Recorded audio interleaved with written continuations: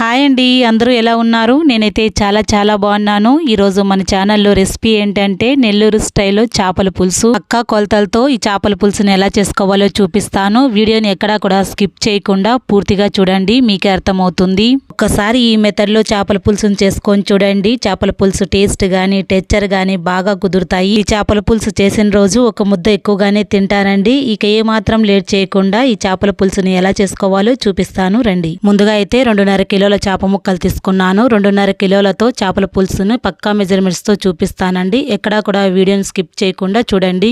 ఈ చేప ముక్కలన్నిటిని శుభ్రంగా 4-5 సార్లు సాల్ట్ వాటర్ లో క్లీన్ చేసుకోవాలి. నేను ఆల్రెడీ క్లీన్ చేసుకున్న చేప ముక్కల్ని చూపిస్తున్నానండి. ఇలా వాష్ చేసుకున్న చేప ముక్కల్లోకి 1 టీ స్పూన్ వరకు సాల్ట్ వేసుకోండి. 1/2 టీ స్పూన్ వరకు పసుపు, 1 టీ స్పూన్ వరకు కారం వేసుకోండి. తర్వాత యాడ్ చేస్తామండి ఉప్పు, పసుపు, కారం అనేది. ఇప్పుడు కొద్దిగా ఈ ముక్కలకి యాడ్ చేయాలి. ఇదంతా కలిసేట్టుగా బాగా కలుపుకోవాలి. ఇలా కలుపుకొని ఇప్పుడు మ్యాగ్నేట్ చేసుకోండి. ఒక 15 నిమిషాల పాటు పక్కన పెట్టేసుకోండి. ఇప్పుడు చేపల పులుసులోకి మెయిన్ ఇంగ్రీడియంట్ మసాలాను ప్రిపేర్ చేసుకుందాము. స్టవ్ మీద ఒక ప్యాన్ పెట్టుకొని అందులోకి 1 టీ స్పూన్ జీలకర్ర, 1 టీ స్పూన్ మిరియాలు, 1 టీ స్పూన్ ఆవాలు, 1/2 టీ స్పూన్ మెంతుల్ని వేసుకోండి. ఎక్కువ అవసరం లేదు. కొద్దిగా కరివేపాకుని వేసుకొని ఇవన్నీ కూడా కాస్త దూరగా అయ్యేంత వరకు ఫ్రై చేసుకోవాలి. చేపల పులుసులోకి ఈ మసాలా పొడి కలిపితేనే సూపర్ టేస్ట్ ఉంటుందండి. మీకు కావాలంటే 1/2 కప్పు వరకు నేను ఎండు కొబ్బరి ముక్కలు యాడ్ చేస్తున్నాను. ఇది పూర్తిగా ఆప్షనల్ మాత్రమేనండి. మీకు ఈ కొబ్బరి వేయడం ఇష్టం లేకుంటే స్కిప్ చేసైనా చేసుకోవచ్చు పులుసు అనేది. నేనైతే గనక పులుసు టేస్ట్ కోసము టెక్స్చర్ కోసం ఈ కొబ్బరిని అయితే 1/2 కప్పు వరకు యాడ్ చేస్తున్నానండి. ఈ కొబ్బరిని అంతా వేసుకున్నాక 1 నిమిషం పాటు లో ఫ్లేమ్లోనే ఫ్రై చేసుకోండి. ఇలా ఫ్రై చేసుకున్నాక పూర్తిగా చల్లారబెట్టుకున్నాక ఒక మిక్సీ జార్లోకి వేసుకొని మెత్తని పొడిలాగా గ్రైండ్ చేసుకోండి. ఈ పొడినంతా కాసేపు పక్కన పెట్టేసుకోండి.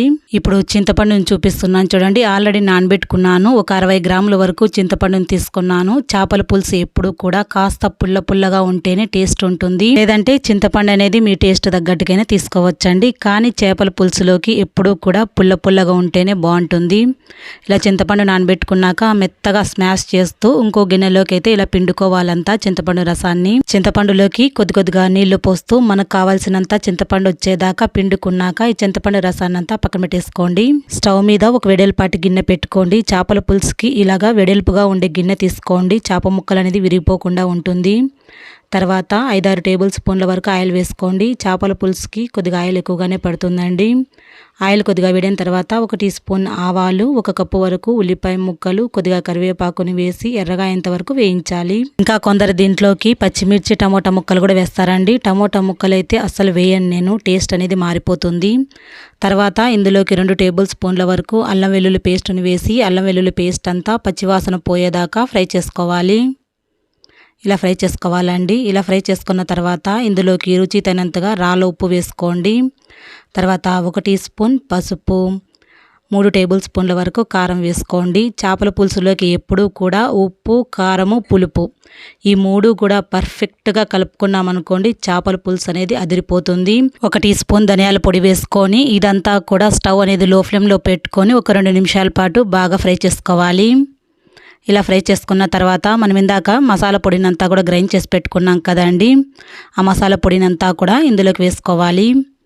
ఇలా మసాలా పొడినంతా వేసుకున్నాక స్టవ్ అనేది లో ఫ్లేమ్లో పెట్టుకొని మాత్రమే ఒక 2 నిమిషాల పాటు ఫ్రై చేసుకోవాలి. ఇలా ఫ్రై చేసుకున్నాక మనం ఇందాక తీసి పెట్టుకున్నాం కదండి చింతపండు పులుసు, ఇదంతా కూడా వేసుకోవాలి. పులుపు తగ్గట్టుగా మీకు కావాల్సిన నీళ్లు పోసుకోండి. నేనైతే 1 లీటర్ వరకు నీళ్లు పోసుకుంటున్నాను. మీకు చేపల పులుసు అనేది పల్చగా కావాలంటే పల్చగా చేసుకోండి, లేదంటే కాస్త చిక్కగా కావాలంటే చిక్కగా చేసుకోండి. నేనైతే మీడియంగా కలుపుకున్నానండి. ఇలా కలుపుకొని మూత పెట్టుకొని స్టవ్ అనేది మీడియం ఫ్లేమ్లో పెట్టుకొని ఒక 15 నిమిషాల పాటు మరిగించుకోవాలి చేపల పులుసు అనేది.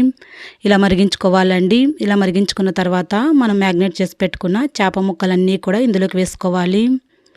ఇలా వేసుకోవాలండి. ఇలా వేసుకున్న తర్వాత మామిడికాయ ముక్కలు అనేది పెద్ద ముక్కలుగా కట్ చేసుకొని ఇలాగా మామిడికాయలో సగం వేసుకుంటున్నానండి నేనైతే గనక. మామిడికాయ ముక్కలన్నీ కూడా ఇందులోకి వేసుకోవాలి. గుప్పడ వరకు కొత్తిమీరని వేసుకోవాలి. ఇప్పుడు గరిటె పెట్టకుండా గిన్నెనే ఇలా మిక్స్ చేసుకోవాలండి, లేదంటే గనక చేప ముక్కలు విరిగిపోతాయి. ఇలా మిక్స్ చేసుకొని మూత పెట్టుకొని ఒక 5 నిమిషాలు ఉడికించండి. ఎక్కువసేపు అవసరం లేదండి, చేప ముక్కలు అయితే తొందరగానే ఉడికిపోతాయి.